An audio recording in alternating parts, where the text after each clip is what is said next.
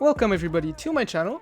This is Mon, and in this guide we're going to explore how to build the KVD Boom Boom, which is pretty insane right now. So let's get right into it and start with an overview of the weapon features. So, 18% chance to trigger burn on hit. Pretty simple, but what is burn? So burn is a type of continuous debuff and damage source that deals 12% PSI intensity as status damage every 0.5 seconds for 6 seconds, stacking up to 5 stacks by default.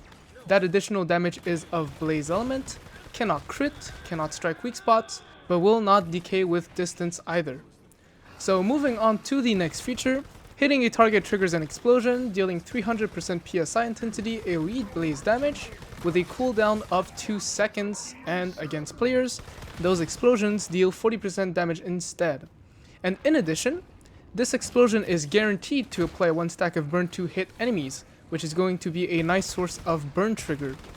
Then lastly, blaze damage plus 30%. So before I move on to the calibration, I want to talk about the dino tech that you should be doing when clearing certain stuff, such as a layout. And the trick is to simply put the dino in designated target mode. Spawn it while looking at the enemy you want to kill, let the dino spit out his fireball, then recall while you fire your boom boom shot. If you're unsure of what I mean, feel free to rewind the Leia clip as I do the trick against all of the elites. This will make your boom boom pretty much one-shot elites in Leia without using much deviation power. Moving on to the calibration, the one you're going to want to run with the rapid shot style. It's going to increase your fire rate massively, which by itself will also increase your DPS and trigger burn faster from the 18% chance to trigger burn per shot. Now moving on to the accessories, I went with the range setup, which consists of the tactical suppressor, the tactical rifle scope, the tactical laser sight, which doesn't give any range, but since no tactics give range at all, I decided to just compensate some accuracy since we're losing accuracy to the calibration. Then I'd use the large LMG drum mag. Otherwise, you can go full in with accuracy, which would retain all of the same attachments, but the muzzle, which you would replace for the large break. Moving on to Cradle, you're going to want anti-regen for the LMG damage bonus and for the damage bonus versus regen anomalies. Then you'd want tactical combo for the weapon damage, status enhancement for the status damage bonus, Deviation Master for the boss and elite damage bonus, Sustained Suppression for the burn damage bonus, then Steady Hand for the weak spot damage bonus, Heat Agglutination for the burn damage bonus, and lastly Bounty Hunter for the stacking weapon damage bonus.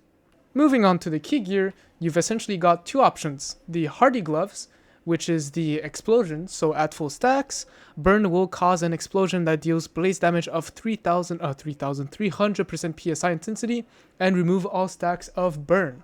And you've also got the BBQ gloves, which is burn damage frequency increases with the number of stacks up to 100%.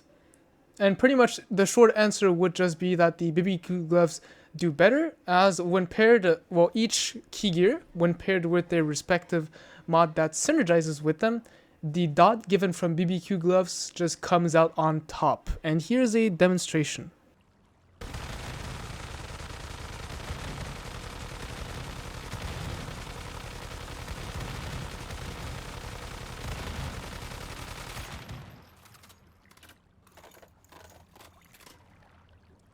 Now, before I talk about the gear sets, I just want to say that if you enjoy my content and wish to see more Once Human guides from me, consider subscribing to my channel and liking this video to support me. And now, let's talk about the gear sets. So for the gear sets, you're going to want to run 3-piece shelter with 2-piece savior combo. The 3-piece shelter will give you up to 28% status damage bonus, and the savior will give conditional 10% status and 10% weapon damage bonus. However, of course, if you don't like the bonuses being as conditional, you could opt for 4-piece shelter for 38% elemental damage bonus and Bastille 1-piece, so that you would get 10% conditional weapon damage bonus. So pretty much only the weapon damage bonus would be conditional. Or even if you don't want anything that's conditional, you could go with a 1-piece Lone Wolf or 1-piece Renegade. Moving on to the secondary and melee options, you have the option to choose between Wildfire and Bingo. So Bingo has a low magazine capacity, however it can give up to 45% weak spot damage bonus and give 15% attack, whereas the Wildfire can pretty much only give up to 25% weapon damage bonus, but it can spread its bullseye effect. So really, oftentimes it'll come down to the context of the fight and how long it lasts.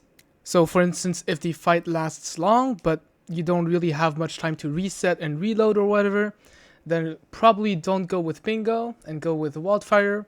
But if the fight isn't going to last very long, and well, the buff's duration is long enough for the fight duration, well, just use Bingo. Then for the melee weapon, you'd want to run the Long Axe for its Fortress Warfare buff, which is 20% weapon damage bonus. Moving on to the Substats Priority, let's start with the Gun and Mask, which are the only 2 slots who can have keyword suffixes, and here for this weapon, the choice would be Burn suffix. However, for this weapon, Burn damage bonus doesn't actually buff its explosion damage and only buffs the dot burn.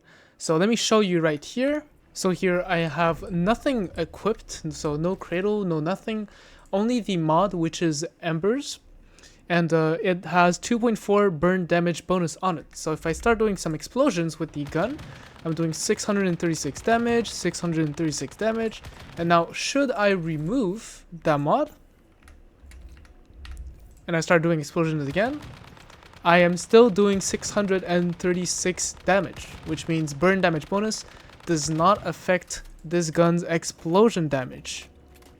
So with all that said, it pretty much means that we'd ideally want to go with a talent suffix mod, as talent's main substat is elemental damage bonus, and that buffs both your dot and your explosion damage. And so for the other substats, you want to go with status damage bonus as linked substat, and 2 damage bonuses versus X type of enemy, depending on the type of content you are clearing.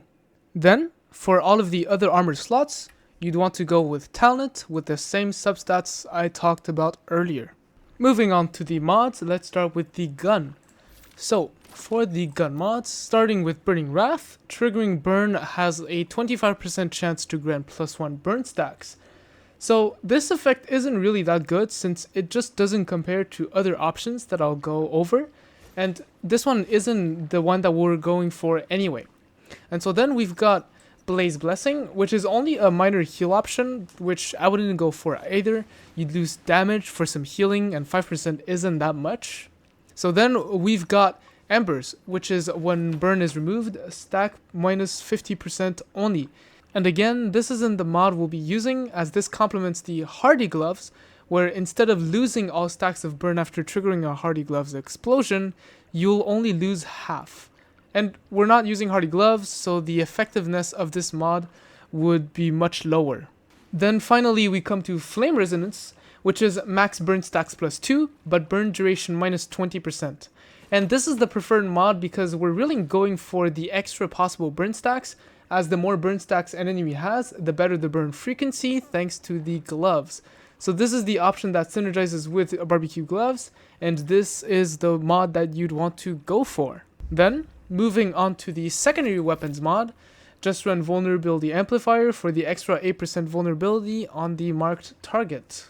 Moving on to the helmet mod, you're going to want to run Deviation Expert, as it gives 10% fire rate over the entire mag, which helps you trigger burn faster, And it also gives 20% status damage bonus, which is something you want to increase your damage.